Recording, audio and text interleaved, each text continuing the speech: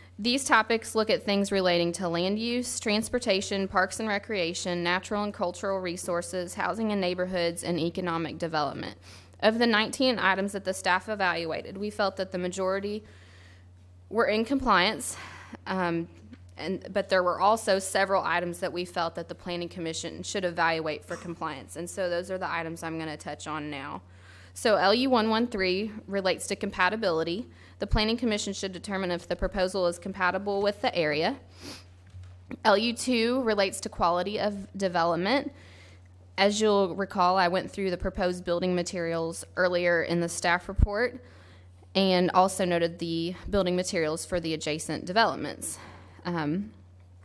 Staff has noted that the adjacent developments incorporate modern construction materials but do not specifically call out metal panels as a permitted material. And the Planning Commission should determine if the proposal incorporates high-quality design standards tailored to protect the character of the community. For LU 2.5 and 2.5.2, these relate to compatibility of infill development and protection of older neighborhoods. The Planning Commission should determine if the proposed development is compatible with the surrounding area and if the proposed layout of the development will protect nearby established neighborhoods. HN1, HN1.2, and HN1.3 address development of infill sites, existing character, and development patterns. And the Planning Commission should determine if the proposal is a compatible infill development that will maintain or improve existing character, development patterns, and urban design, and if it will strengthen the existing area. And lastly, ED1 relates to diversification of the local economy. And the Planning Commission should determine if the proposed development will result in additional business that will help to diversify the local economy. And with that, I'm going to jump back to page 1, and I'm going to wrap up with the staff points to consider. The first is that the proposal is consistent with the future land use map and the commercial future land use category. Next, we've noted that the proposed development complies with a majority of the site characteristics review criteria. The proposed general development plan complies with the majority of the review criteria for site design and compatibility, with a few exceptions, which we've noted on page 2. The first relates to building orientation.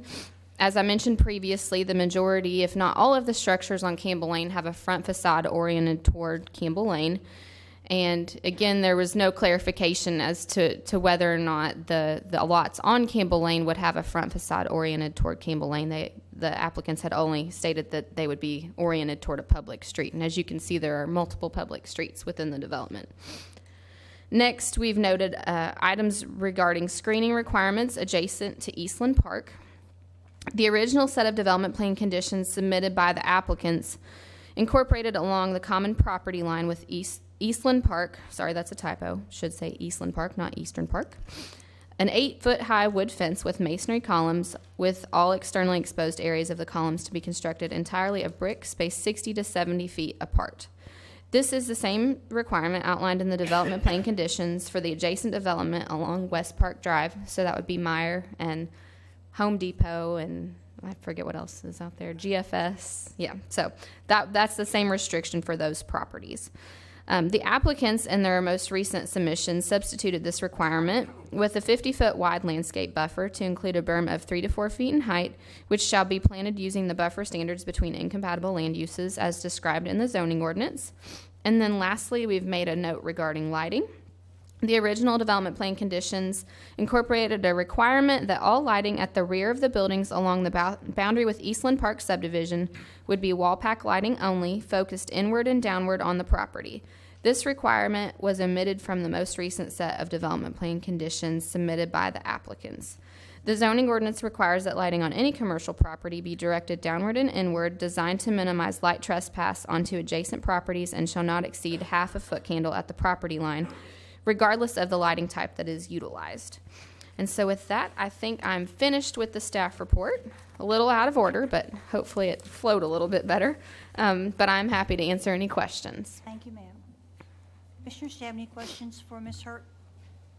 No questions. Thank you, ma'am. Thank you. Thank you. And before the meeting, on the screen, we showed the rules of conduct for having a public hearing that have been adopted by this commission. And just in case you didn't get a chance to review those, I'll just go over them quickly. The applicant and the opposition both will have 15 minutes for their presentation. Any individual comments will be limited to 3 minutes. And the one thing that we will request, since we do have a large crowd, is to please try to keep repetitive comments down. If one of your neighbors has already mentioned something, that has gone into the record, and we will consider that. And so each person does not need to be redundant, continuing with that comment. And hopefully each person who does speak will be able to give us new information, some other testimony. So we would appreciate you all being able to do that. So with that, we will hear from the applicant.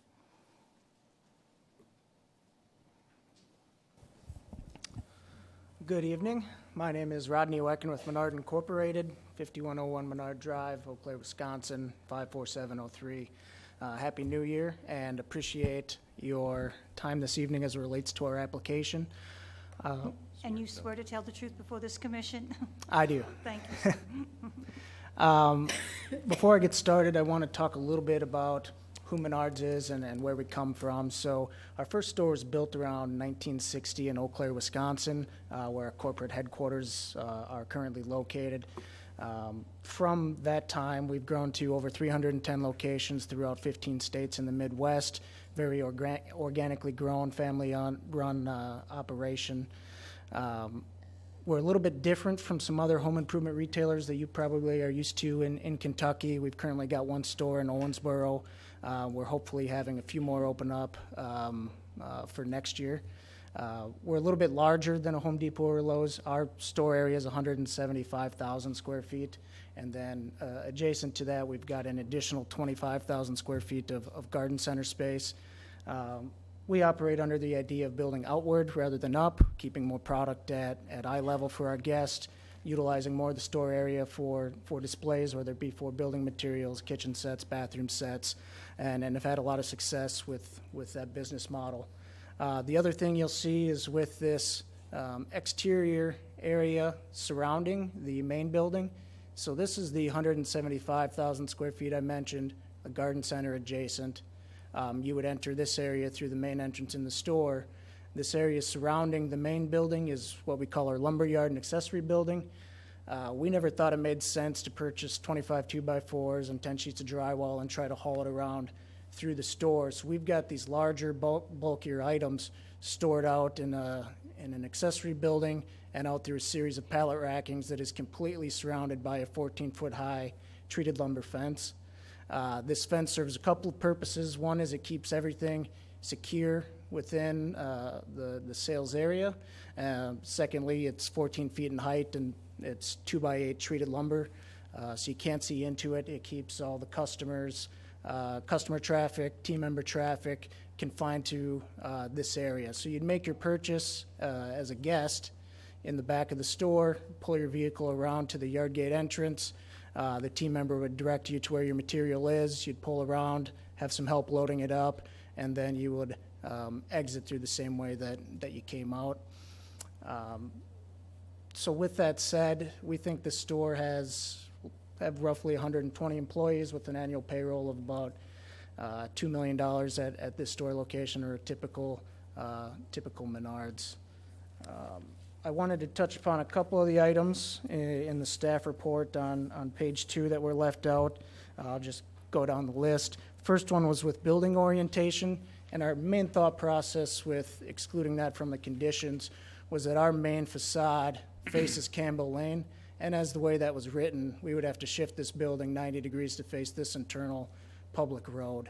And then as we were laying out some of these additional out parcels, we were thinking if this were a strip center, the front would be potentially down on this side facing Campbell Lane, as opposed to being confined to have the front facing this internal road.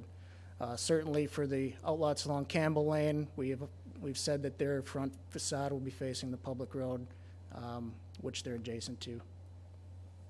The screening requirements adjacent to Eastland Park subdivision.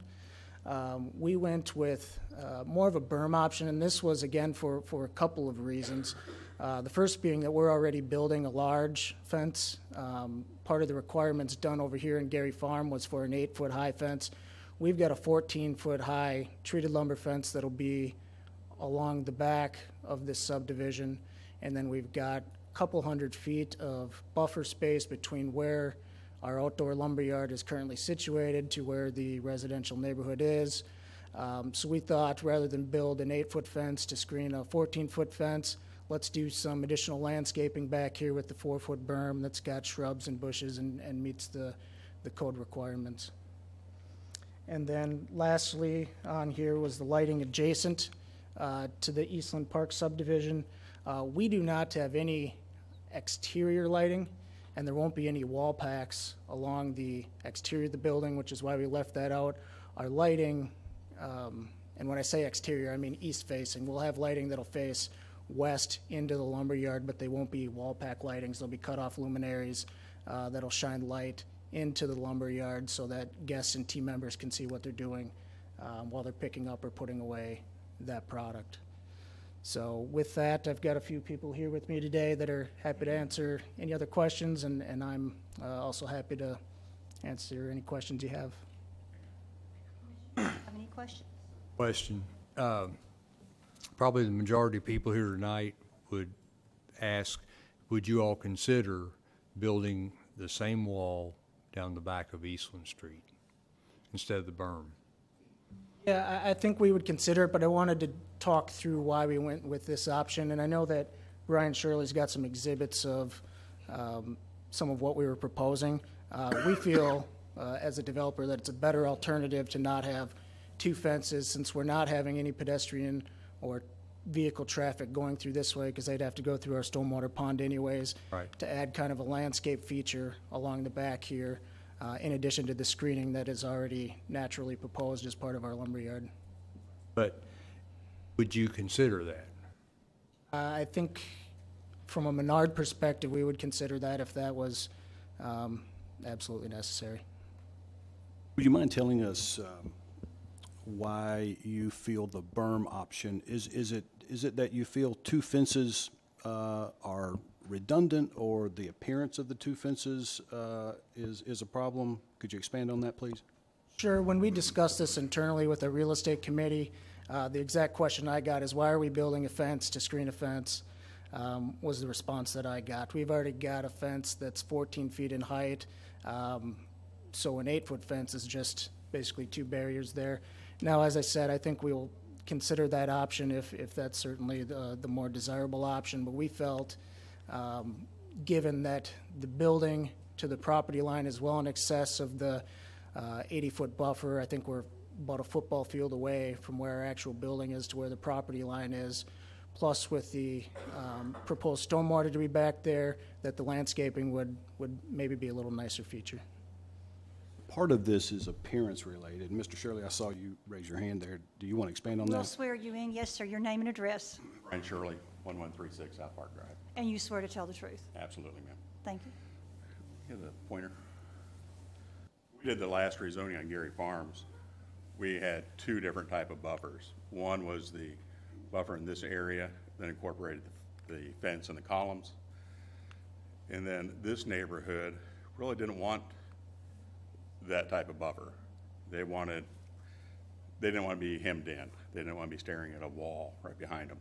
So in this area, what we had agreed to do was keep the existing vegetation, do a 3 to 4 foot tall berm, and do landscape on that. And the landscape, we're going to do evergreens further away, and as you get closer to the property line, go with more shrubs and ornamental trees. So it gives the illusion that you're getting a 50-foot wide extension on your backyard before anything else would start. So our thinking was, this neighborhood didn't want the fence. What if we incorporated the same thing here, since we already do have a 14-foot tall fence in this location along the back of their lumberyard, that doing the landscape, maybe a softer approach and not just a hard barrier that you're looking at when you look out your back window, that you could be looking at landscape. Plus we got the area of the basin, which is a large area, and then you come up to the actual wall or the fence. So it's, from a design standpoint, it was to try to give the adjacent neighbors the feel of a larger property. It wasn't that, well, this is one way or the other. It was just, this was our idea that may be more compatible with these neighbors in this area. That was Brian, wouldn't you agree that if you go up there behind the Meyer building and you put the same wall, now turn your pointer up the same way, that the neighbors would then have a uniformity? It would. I'll agree with that. If I were living there, I don't know if I would want a wall, but that's a personal We're just preference. talking out loud. Right.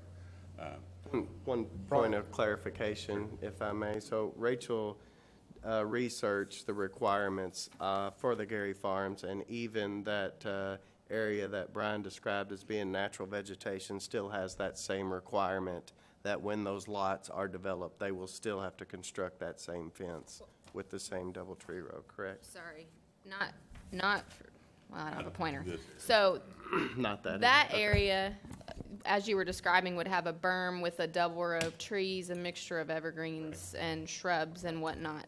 But I guess just to clarify, if that's the intent, that you kind of do something along those same lines, I think the way it's worded in the conditions is that it would, the plantings installed on the berm would just adhere to the zoning ordinance requirements, which would not be a double row of trees necessarily. It may not be an exact double row Okay. of evergreen trees, but it'd be a combination of evergreens, deciduous, ornamental, and shrubs that would give a barrier, and except the largest plant material would be furthest away from the residents. Okay, I just wanted to clarify Yeah. that, because if that was the intent, I knew that that wasn't Right. exactly how that And it's keeping all the worded, existing vegetation in this area as well, which is what we would do in this area. Who is still in charge or maintaining the RS1A? The Bale family currently owns that. Okay, so you guys are not, This area? You're buying it all? Okay. Yes, we're buying it all. So Menards will be responsible for that area. so we're just talking about a fence going halfway, and then the fence would stop there, and then you'd still have all that other open area, correct? So, Until you'd have development there. well, unless you went ahead and just did RS1A, do you have to put, does it require a fence? That is a point worth clarifying. So everything that's shown on the concept plan that's shaded in the green areas with the commercial footprints, that's what's subject to the rezoning application and the proposed development plan conditions. The portions that are proposed to remain RS1A and RM4 do not have development plan conditions or binding elements and are not part of the application. So you're correct that if there were a fence proposal, it would only be subject to the area of the rezoning and not extend across the RS1A portion. And so Rachel, so I understand correctly, so if they decide after they do this to sell off the RS1A to a builder, does he have to put a fence? Is it a binding element? A fence has to go there? No. So there There currently, never- it's just RS1A Okay. zoning. Okay. That's all that But it'd currently be exists. subject to this group here to Already decide. zoned, isn't it? Yeah, It's already zoned. So, I mean, you can start building tomorrow. If you could meet the zoning Yeah. ordinance requirements for lot Right. area Yeah. and width and Yeah. shape and all of that, So you really, could- we're talking could about develop just that building. for single family, We're yes. building a half fence for the neighborhood. Okay. And lastly, Mr. Shirley, would it be accurate to say in summary that you feel that this development is unique because, number one, it already has a fence, and secondly, it's separated by a retention basin, and the two fences would be redundant? Is it also your assumption that some of the neighbors may not have understood that there would be two fences there, and that's why you're offering this option? I'm sure that is accurate. We did not have a neighborhood meeting. We did not meet with the adjacent property owners to explain exactly what was going on. In hindsight, that probably would have helped clarify. But yes, you're right. This is a unique situation. The shape of the lot, the way it goes from 50 feet to about 250 feet and with the introduction of a big basin area. With that size basin, it's not going to be a big inch-and-a-half hole in the ground. It's going to be more shallow, more of a rolling basin, plus leaving the 50-foot vegetation and adding additional. And lastly, if the majority of the residents that are here tonight were in favor of a fence, you would still entertain that possibility, even though they may or may not be now that they've been able to see this concept and understand it. That is correct. We wanted to explain how we've got it drawn and our reasoning for doing so, but realizing there's two alternatives there, I think we're willing to move forward with either. Thank you both. I've got a question, and correct me if I'm wrong, Mr. Shirley. Back several years ago when the Home Depot was built, and there was a lot of controversy with the subdivision, and the wall became what it is today, and lighting was addressed at that time also. If I remember correctly, there's a fence all the way around Home Depot. It's just a chain link fence, and it's probably 20 feet tall, if I had to guess. So we've already got a decorative fence that is protecting the neighborhood somewhat, in addition to a second fence, which in that case would be Home Depot. I have not been behind Home Depot in a while, and I think they did have to put a fence around their basin because of the depth of the basin. This is a security measure. I just want to make sure I was on the same page there. Commissioners, any other questions for the applicant before I open it up for anyone in the audience? All of you in the audience, I'm sure you've heard the questions that have been asked. If you have any other specific questions for the applicant, it would be good time to ask those questions. You will get a chance to make a statement in opposition later, but if you do have specific questions, we can ask those questions now. Do we have anyone with a specific? Yes, if you'll come to the mic, we'll get your name and address and swear you in and let you ask your question. Thank you. My name's Brian Reaganauer. I'm with Kentucky Farm Bureau Insurance. Address is 9201 Bunsen Parkway, Louisville, Kentucky. Or to tell the truth. Yes. Thank you. You may ask your question. The only question I have is related to our property. There was a comment made about only having 2 access points to Campbell Lane. Would it be a problem to have an egress from the back of our property to the access road so that our folks can leave to get out towards Menards? If you could, You may need to get the pointer and show your property, sir. identify, okay, so you're that property. that's us You're right asking for an access point on the. If we had the east opportunity side. for an access point off the backside, but somebody, in one of the notes, you said there was only allowed, or there was only designed to. 2 access points that would directly connect with Campbell Lane. So that would be, here, we got 2. So I was like, that would be here and then also potentially here. There's no limit on the number of access points internal to the development. So we would consider these to be internal streets within the development. So there are no limitations in the conditions as currently stated that would prohibit a certain number of access points to those internal streets, only just the 2 on Campbell Lane. Our only question would be the opportunity to consider whether we would like that on the backside. Of course, that creates pass-through on our property, people leaving and coming in and cutting through as well. But just didn't want to have any prohibition to that. Sure, and if I can step in, we'd certainly be happy to look at anything you have in mind without seeing it on a plan and how it kind of flows with potential other outlot users. It's hard to give you a definitive answer, but certainly something that we'll look at. Okay, thank you. Thank you, thank you. Do we have anyone else with a specific question for these? Yes, if you come forward, please. And if you would state your name and address, please, Brian Elliott, 1914 Harvey Avenue. and you swear to tell the truth. Thank you. Yes, I sure. You're- Just out of curiosity, when you all are talking about the back of the lumber yard and you're referring to something as a fence, isn't that just the building itself? Because as you're talking about the back fence of the building where the lumber is stored, and there's 14-high treated lumber fence, isn't that just the back of the open area shed for the wood itself?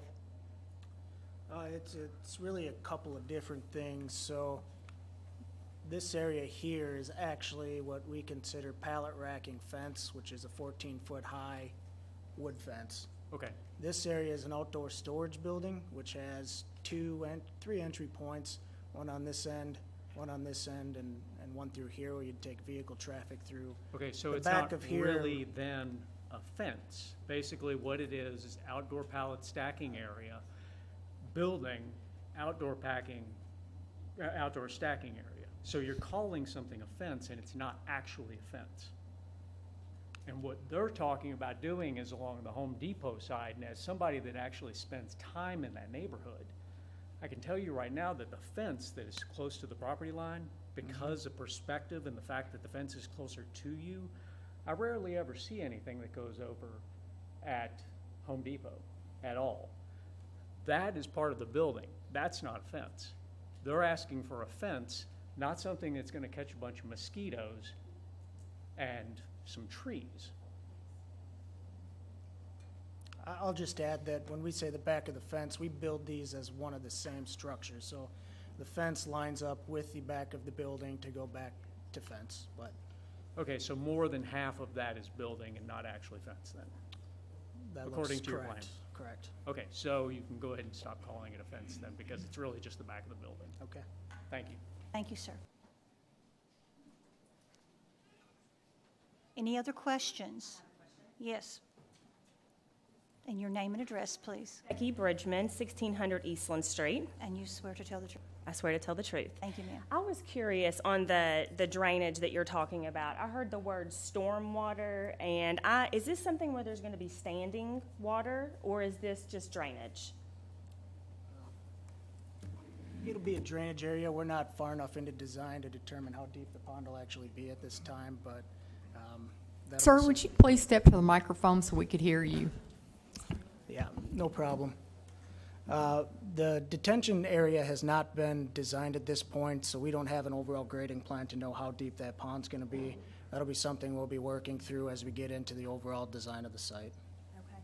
And my other question is, it says possible drainage. So what would be there if that was not to be the drainage basin? Is there a possibility of the building being pushed farther back? Or what would be the other alternative in that area if that was to not be the drainage that is specified here? We plan for it to be drainage. We don't want to go any farther back because the front of our building, we want to get as close to Campbell Lane as possible. So we really wouldn't consider moving the building back at this point. Okay. All right. Thank you. Any other questions? Yes.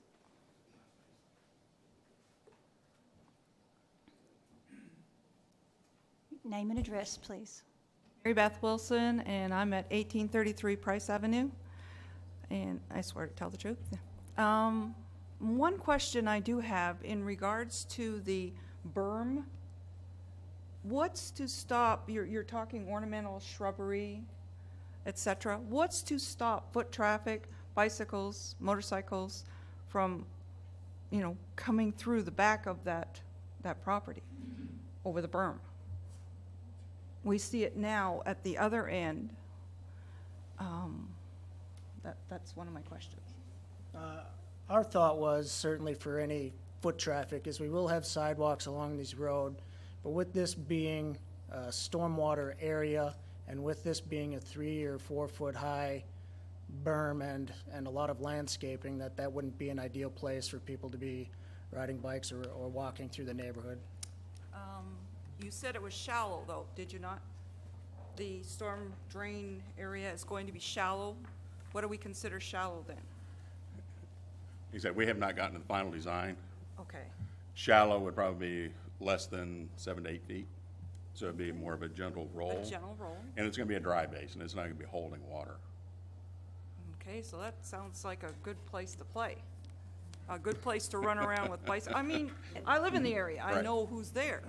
So that was one of my major questions. What's to stop you?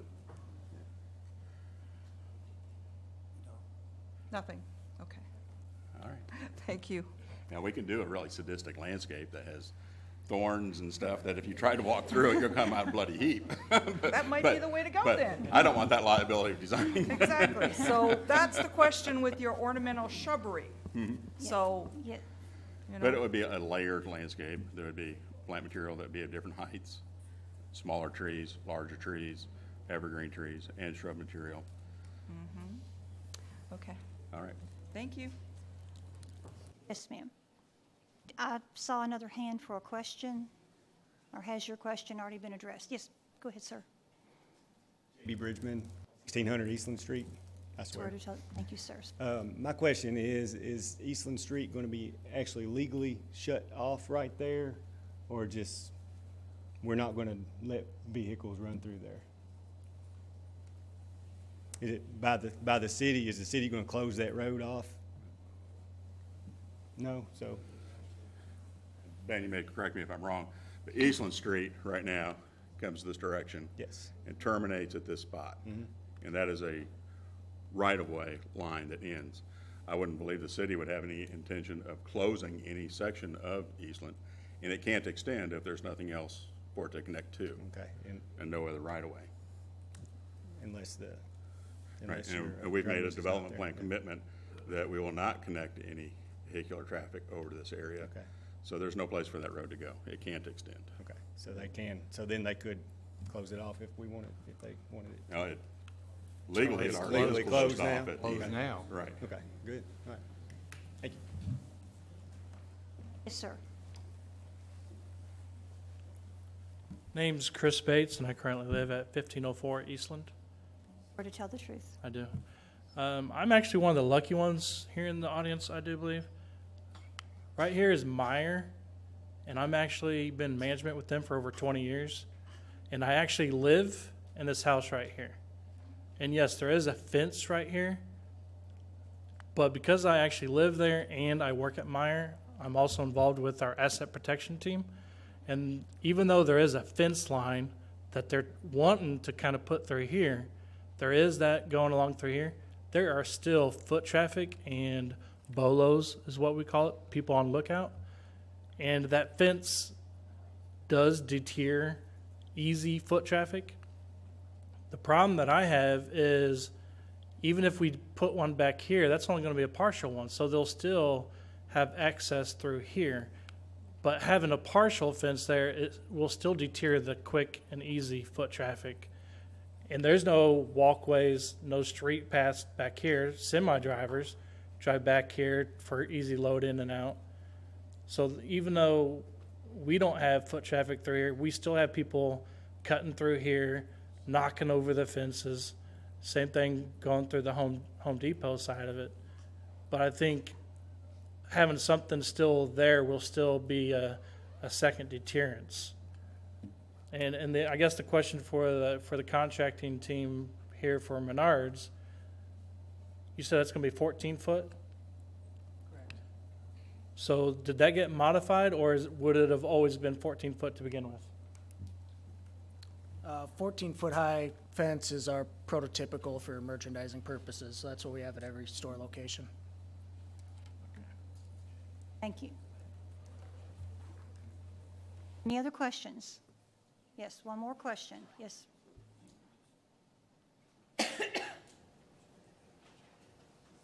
Good evening, Jennifer Hanley, 1404 Harvey Avenue.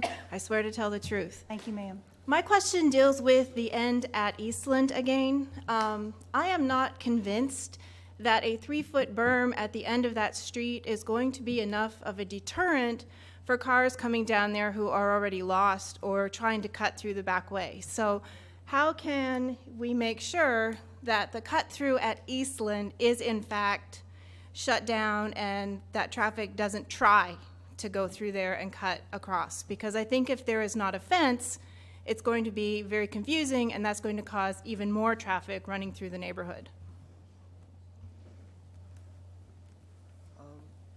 I'll just say as a natural detergent, from me driving through here is this will be, yes, a 3-foot berm, but you won't necessarily be able to drive over that with the trees and the landscaping that is But proposed. you're going to have to drive down the street to figure that out, because it's going to look like you can get through there, because you're going to see it. You know, you'll drive down, you'll see it looks like you can cut through. If you're cut through across Lida, for example. I can't speak to what could be done to deterring traffic from going, straight down this interchange and having to turn around. I just know that we're committing to not allowing vehicle traffic to tie into that, and then trying to find a way to best kind of separate our development from the residential neighborhood. Well, that's why I think the fence is going to be the best deterrent. Thank you. One more question, yes.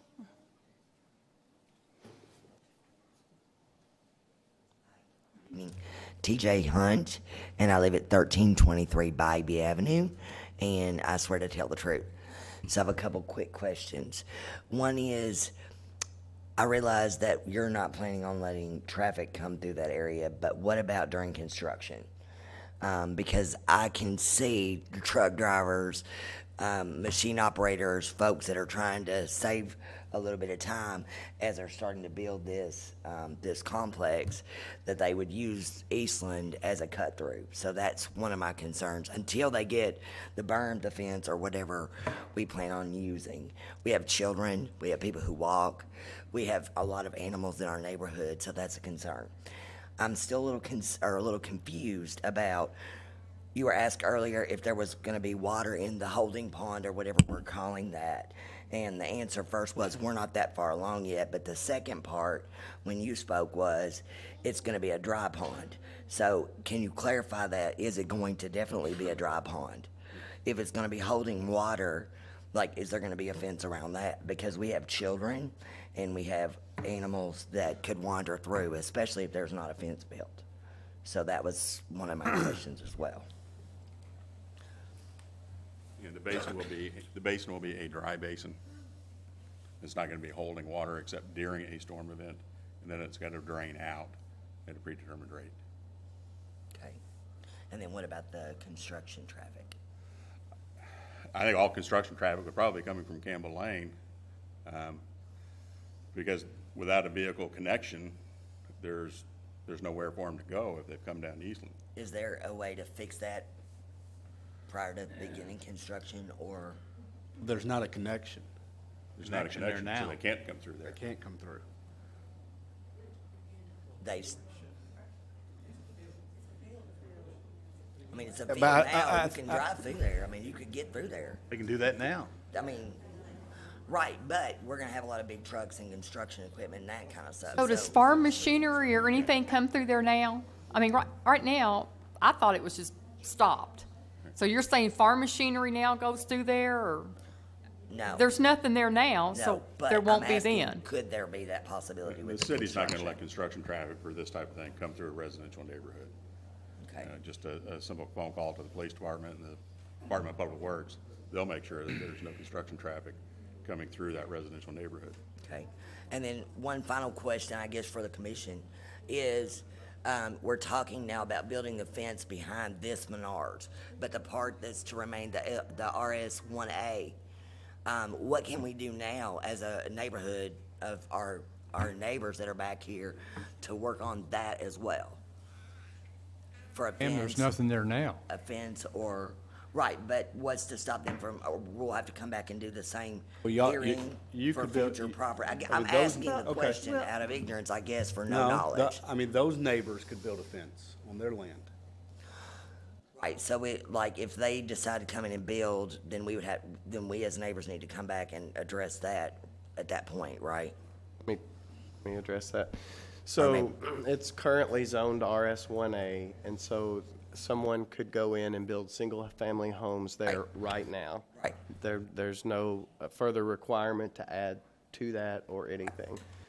So as long as that remains RS1A and someone, whatever they submit is in compliance with the zoning ordinance, there is essentially nothing, I guess, that you could do to extend that fence unless you can ask the owners to extend that fence, but there's nothing that we can require through this process for that portion that is not asked to be rezoned at this time. So we could make the ask tonight, but it doesn't mean that that would be part of this. Yeah, we cannot put a, and Ham, I guess, can correct me if I'm wrong, but we cannot put a development plan condition on the portion that is not being asked to be rezoned. Thank you for It'll that. only be to That makes- to that boundary. Thank you for the clarification.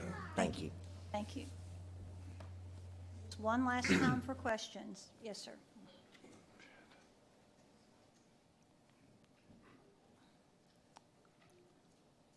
My name is Stephen Carrico. I live at 1511 Woodhurst Street, and I swear to tell the truth. My question has to do with noise, specifically if there will be an outdoor intercom system and the hours of operation of the, not only the facility itself, but the lumber yard itself too. We don't have an outside intercom system. Every team member's got an earpiece and they can radio to each other. In terms of our hours of operation, that's 6 a.m. to 10 p.m. For our store operating hours. May I ask further, is there any unloading or loading after or before those hours? I do not believe so. Could you find out? I can certainly find that out. Thank you. Yeah, because there wouldn't be anybody at the store once we close to unload that. Okay, thank you. Yep. Have another question, sir? Yes. My name is James Miller, and I live at 1931 Price, right there on the corner. Or to tell the truth? Being municipal utilities uses Eastland to come down to get to our electric when stuff goes wrong there. Back behind all these houses, there's electric lines runs down through there. Could they put a gate there to keep where BMU could open that gate? No, it wouldn't have a lock on it, but BMU could come in and go on and do their electric when stuff, because now they've got to have a right-of-way through there for the electric plant board. Sir, could I ask if we could use that? Could you use that pointer to indicate where you're referring? I live right here, and all this down through here's got electric lines run down through here. See. And the electric plant board comes down here and comes in the field and runs these lines. And I'm saying, can't we get a gate put there without a lock on it, so BMSU could, this street would be blocked, but they could open the gate and go in and do their. So your concern is, if I may, that if we put a fence there, we could be preventing the electric utility company from accessing. We couldn't access our electric lines. I see. They've got to have this open, so the street would have to have a gate there. Okay, I may need to, Mr. Shirley, could I get you to help me here? Right away. That area there'll be an easement on those power lines. Yeah. And instead of coming down Eastland, it would be even easier for them to come through this development, come out the end of this cul-de-sac and access those lines from that direction. So there wouldn't even be a need for So the easement wouldn't be blocked in that space, it would just shift to a different location, is that accurate? Right, their access would be coming from the end of our cul-de-sac. They'd be coming in this way or up here. Yeah, right. Well, I just, to keep from putting I'd like to have the fence, but we can't put a solid fence if we put Right. Because they would have to have it access to our power lines. Right. Yeah, all those power lines would be in easement right now, and the utility companies have rights of way through there. And we have to maintain that open. So they keep, like I said, the people are worried about the cars coming down through there, coming on through. Right. And kind of making a, a hot rod thing. And I figure if we could put a gate there, block that off, but give access to. All the access will probably coming off the cul-de-sac. Okay. Well, you know, utilities. I mean, I don't want to close out them because, Sure. but no electric. Right. Get kind Yeah. of cold down. Yes, sir. That's all I have. Thank you, sir. Thank you. Yes. Yes, ma'am.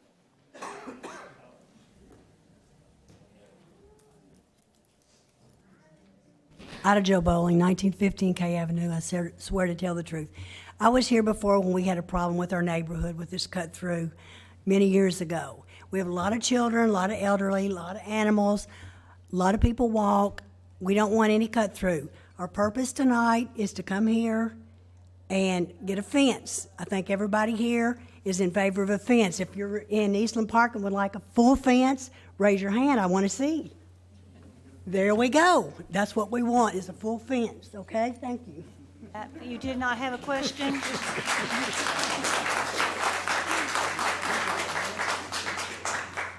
This is the time for questions. We will allow the opposition to make a statement in just a few minutes. So, any other specific questions concerning the testimony? Yes, please, sir.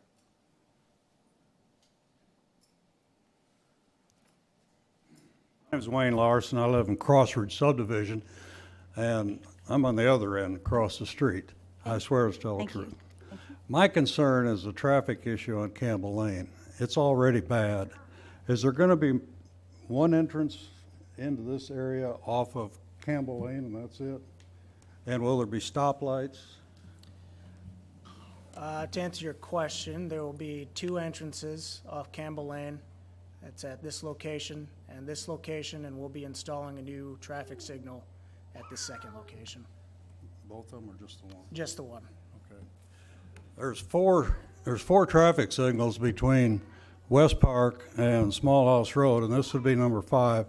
And if you've ever driven that road in the afternoon from 3 o'clock until 6 o'clock, it's a traffic nightmare. And people in my subdivision and the other areas surrounding it that use Campbell Lane regularly are extremely concerned about horrendous traffic tie-ups. I've seen several accidents on Campbell Lane already, and this could make it even worse. So that's my question. Again, I'd like to address that issue at some point. yes, specific questions, please. Anything? Yes, Can yes, I go add one ahead. point on that really quickly? We noted in the staff report, and this was directly out of the traffic impact study that was submitted with the application, that part of the recommendations and conclusions portion of the study stated that as the signals along Campbell Lane are retimed, the study anticipated that this intersection could actually operate better with the new signal than it currently operates if signals are to be retimed in the future.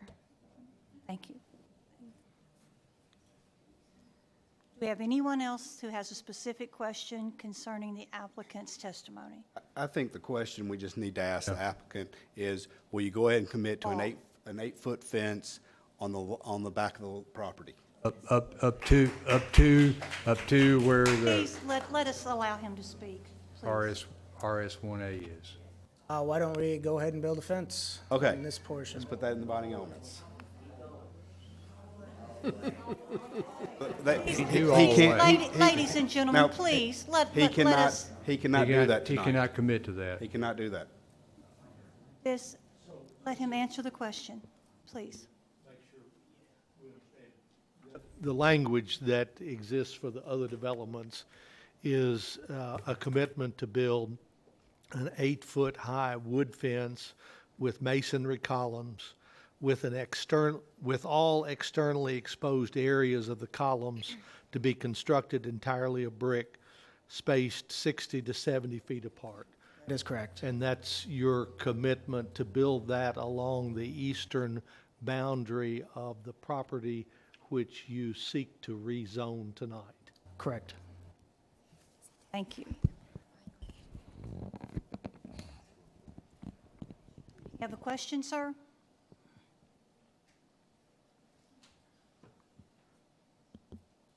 Your name and address, please, Mark Evans, 2101 Kmore Street here in Bowling Green. and you swear to tell the truth. I swear. The other entrance that's proposed without a traffic signal, that is not going to connect to the actual Menards facility, is that correct? It's kind of a yes and no. We've got this currently shown as a private road connection, which will be connected over to this public road, which then eventually does connect to the Menards Drive.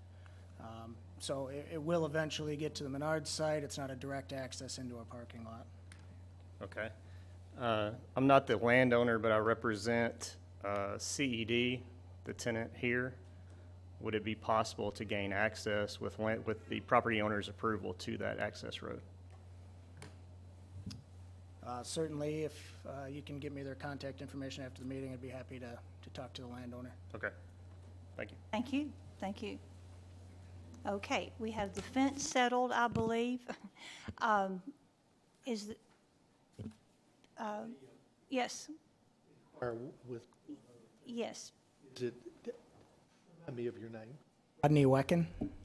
That's what I thought. You're the name, your name's on the application. Yes. Mr. Wecken, is it your intention when you commit to the construction of the fence that you would remove the commitment to build the berm Correct, yes. and to install landscaping behind the fence from Eastland Park? There would still be some landscaping behind there that meets the city-county requirements for landscaping, but the berm landscaping would not be part of the fence construction. Ask you a couple of other questions. I heard you say during your testimony that as to the first tier lots along Campbell Lane, that you agree that they will face Campbell Lane? Is Correct, That yep. is your commitment? Yep. Okay, thank you. And that all other lots, other than the first tier lots, you commit that they would be oriented towards a public street? No, not that one. Because with that commitment, then our front would have to face towards the public street to the north, I believe. I guess to clarify, we could exempt lots of a certain size, for example. I don't know how large the lot that your building would sit on would be, but you could say lots under a certain acreage or lots over a certain acreage. That might be one way to approach that, but that's just a suggestion. So you would agree that all other lots would be oriented towards a public street if the Menards building was exempted from that requirement? With the exception of these second-tier lots, with thinking that a potential developer could come in and build a strip center, and the way the strip center lays out, the front would be facing Campbell Lane, not the public lane that we are constructing. So we limited that to just the Campbell Lane outlots. Trying to make a record of what we've agreed to, and Sure. I think at this point you've agreed that all the first tier lots will be oriented towards Campbell Lane, correct? Correct. Okay. And finally, I thought I heard you say that as to the lighting at the rear of your building, that you agreed that there would be no exterior east-facing lighting. Did I understand that correctly? That's correct. And can we make that a part of your development plan? That would be fine. Thank you. And then I said finally, and this really is finally. I thought I also heard you say that there will be no outdoor speakers or intercom system. Do you make that as a part of your development plan? That would be fine. Very good. Thank you. Yep, thank you. Thank you. I have, Yes, go ahead, sir. can you clarify something for me? I'm sorry. Sure. I think you said earlier that the customer entrance was parallel to the parking lot. But the facing of the building, is the facade's going to be facing the internal street? Well, we don't want the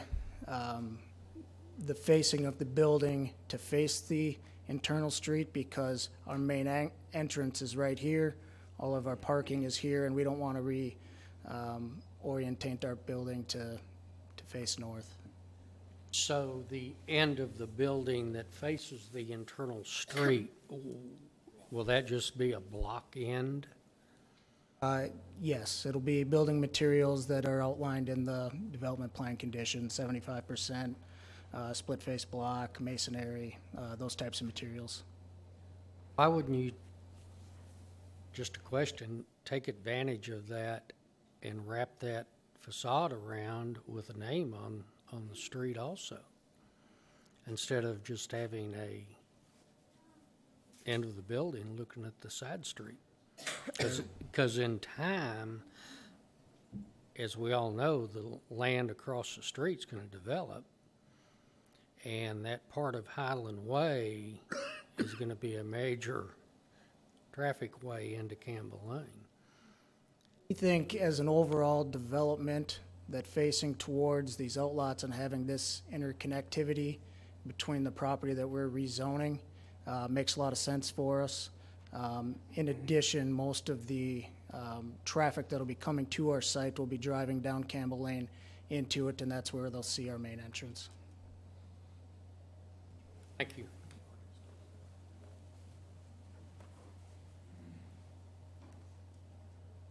Now that we have the fence issue settled, do we have opposition to this request? No opposition. Yes. David Reynolds, 1915 Bobby Avenue. I swear to tell the truth. Thank you, sir. A lot of my points were covered under the questions tonight, so I don't want to be Great. redundant with what I have. I would like to ask, is there a possibility of the fence being constructed before any construction on the property that's being developed? What was that? If the construction of the fence could begin before construction of the development? Shall I answer? I don't want to rule it out. It's just hard to anticipate building the fence first without seeing how the construction plans come together. I know that there'll be a lot of grading that'll need to happen on the site, and wouldn't want to install the fence and then at a later time. Just to sum up, we have a good turnout from Eastland Park here tonight that's pretty adamant about having the fence added, and just as long as it conforms to the development that went on with Meyer and Home Depot area. And just want to thank you for agreeing to build the fence. So, thank you. Thank you, sir. Thank you. Commissioners, anything else before I call for a motion? Nothing else? Then I will ask for a motion. Make a motion to approve the proposed zoning map amendment together with and condition upon a general development plan docket number 2019-01 ZBG, based upon the testimony and documents presented in this public hearing. The proposed zoning map amendment is consistent with the adopted Focus 2030 comprehensive plan as demonstrated by its compliance with the objectives and actions presented in the staff report. Therefore, the proposed zoning map amendment is in agreement with the adopted comprehensive plan. Further, I request that this motion include a summary of evidence and testimony presented by the witnesses at this public hearing. Thank you, sir. We need a second. Second. Thank you. Commissioner Vitale?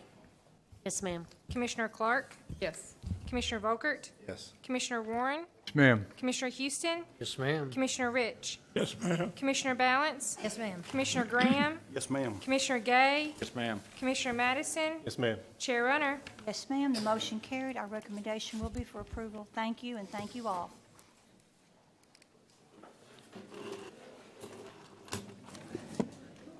Are we going to have any additional business? If there's nothing further with you guys, the meeting is adjourned. Thank you all.